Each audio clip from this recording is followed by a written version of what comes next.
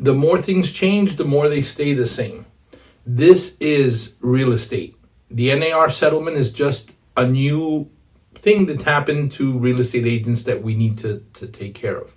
Let me tell you what the problem is that people are realizing now. With most changes that we've gone through being an agent, and I hope some of you have been around long enough to see what those changes were, all we had to do was adapt a new form. All you had to do is look at a new form, look at the form, learn it. In this case, if you use the buyer's brokerage agreement already, which I think is a very good idea, even though I'm not one that uses it very often, if I've used it.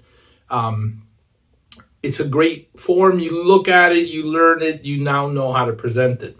The thing is that this is the first time, in my opinion, that real estate agents are now going to have to show what they know in the business. In the past, you got the new form, you got people to sign it, and you were done. Now, it doesn't matter how fancy your clothes is.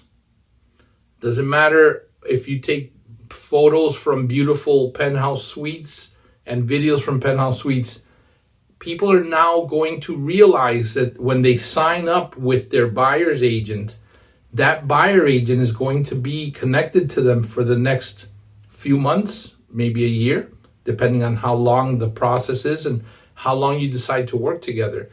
They are not going to sign an agreement at taking you in as their agent.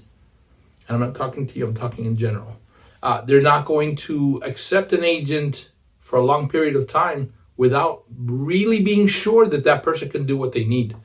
So this is the first time that it's not being trained on a new document, because anybody can do that.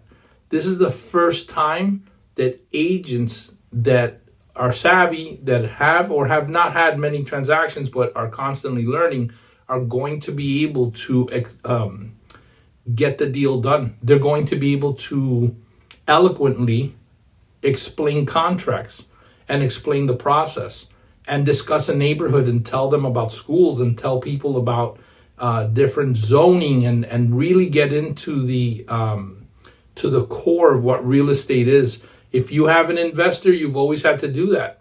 Now, your typical home buyer is going to act like one of those investors, and they want to know how you're going to help them.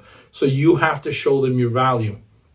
So that is what's scaring some people. It's not the buyer's brokerage agreement. It's not asking them for a retainer.